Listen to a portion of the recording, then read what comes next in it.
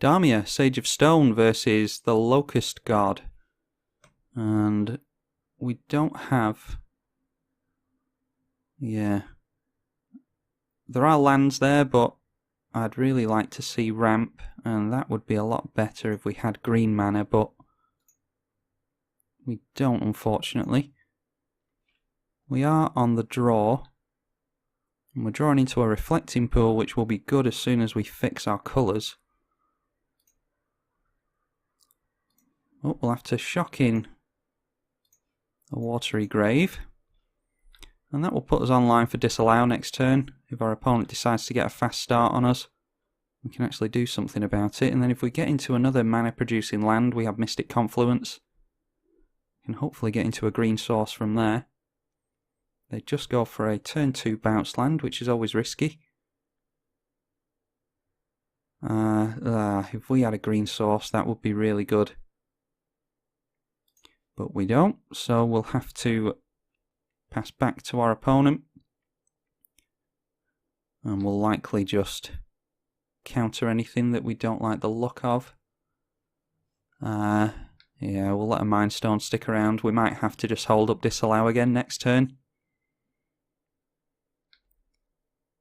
They get down a tap land and say go. This is, it enters tapped, it adds red, but it has cycling for 2. Get into more black and blue mana. Well, that means we can hold up Mystical Confluence at least. That is Mystic Confluence. Choose 3.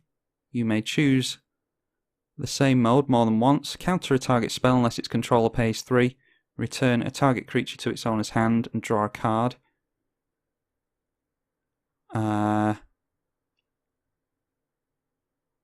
Yeah, why don't we let that in? And then we can see if our opponent has their own counter spell. Return a target creature and draw a couple of cards here.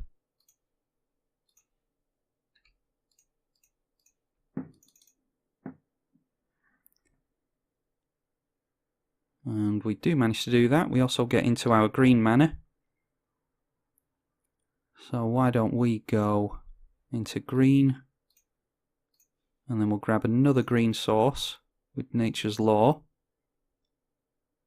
And that will be a tropical island. And then we can go, and we have now successfully managed to fix our mana. And we'll get down Kiora, Crashing Wave. And now our opponent needs to find some form of burn, because it's actually, I have quite a high success rate with getting Kiora's emblem. Let's take a look at her. Until your next turn, prevent all damage that will be dealt to and by a source. And then the minus is draw a card. You can play an additional land this turn. I seldom use that. And then you get an emblem with, at the beginning of your end step, create a 9/9 blue Kraken creature token. And they do manage to get into the Locust God. We can get down, however, Runescarred Demon. I think we can. Haven't actually counted. Looks like we have enough mana.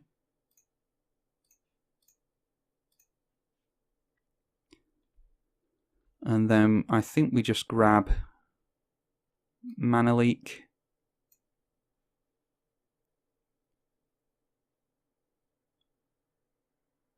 Oh, Mana Drain.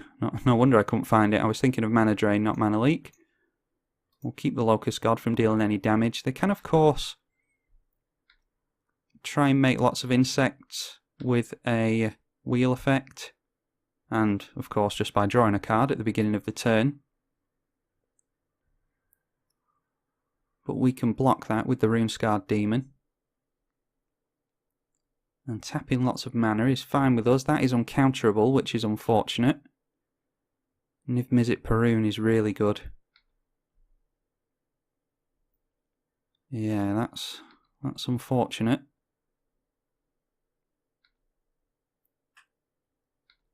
very close to the... Alright, in that case what I think we have to do is prevent... Is this just combat damage? No, prevent all damage. So because Niv-Mizzet Parun can deal out so much damage, I think we're okay doing that. And then we have 5, 6, 7, 8, 9. I think this is 10. So in that case, how does Damia sound? Do we think we can go Damia and hold up mana drain?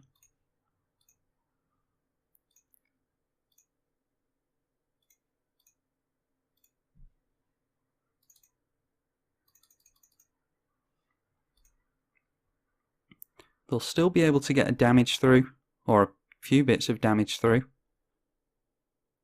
but they'll effectively be throwing away their insects, at least some of them. They can't swing in with Locust God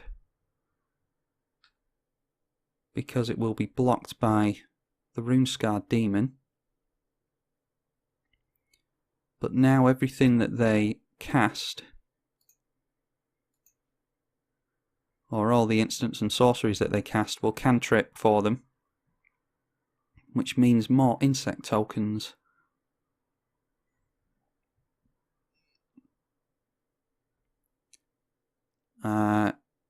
If we're worried about that, by the end of the turn we can unravel the ether. Okay, they don't swing in at all, which means we get an emblem. I think that's a big mistake on our opponent's part. Unless they're deciding to... bounce it. And that, of course, does get them another card. Thanks to Niv-Mizzet Parun. We play this deck on the channel and I really enjoy it. It's an absolute nightmare to play against, though, because it can't be countered. It has flying. Whenever you draw a card, it deals 1 damage to any target. Whenever a player casts an instant or sorcery spell, you draw a card. So that is any player. And so when we cast Unravel the Ether, they did get a card draw from that. We do have counter spells in hand as well. They now have 2 mana up and a full grip of 7. We, however, are going to not only refresh our hand also, but we are going to get ourselves a Kiora emblem, which means we get a 9/9 Kraken at the end of every turn. We also have Jingataxius mana. I think I want to wipe the board here. So I'm not going to swing in with Rune-Scarred Demon because I'd like it back as a blocker if the Toxic Deluge gets countered. Which we have counter magic in hand, so I don't know why it would get countered. And we do keep our Rune-Scarred Demon if this resolves. I just really want to get rid of Niv-Mizzet Parun because they're getting a lot of card draw with that thing, and therefore creating a lot of insects, which are about to be dealt with, hopefully. They are. We'll get in for 1 on our opponent. And 1, 2, 3, 4, 5, 6. I think I'd like to Krosan Grip as well.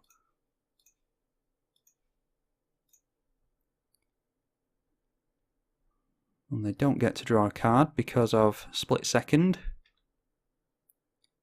I very much recommend Krosan Grip if no one plays with it, or if someone in there doesn't play with it. The Split Second is absolutely relevant on that card. And we do, of course, get our 9/9 Kraken. We don't have any doubling effects with this because I don't rely on getting Kiora's emblem off. But when we do get it off, it can be a real pain for our opponent. They just get down Locust God again. I think we'll mana drain it because we can use the mana to get into Jingataxius or our commander. And yep, they just decide to scoop up, which is fair enough. They would be able to cast the Locust God again next turn because a mana drain would send it into the graveyard, which would put it back into their hand. But I think they've lost too much tempo here. They're going to be taking 15 next turn, and then probably going to be taking it again the turn after because we do have more counter magic. So looking at the life totals, it might look like an early scoop, but actually I think we have the game won in the next couple of turns thanks to our Kiora emblem. So as I said, I actually have quite a high success rate getting this thing off, especially in this deck, and managed to prove it this game. So hope you enjoyed that. That was Damia, Sage of Stone.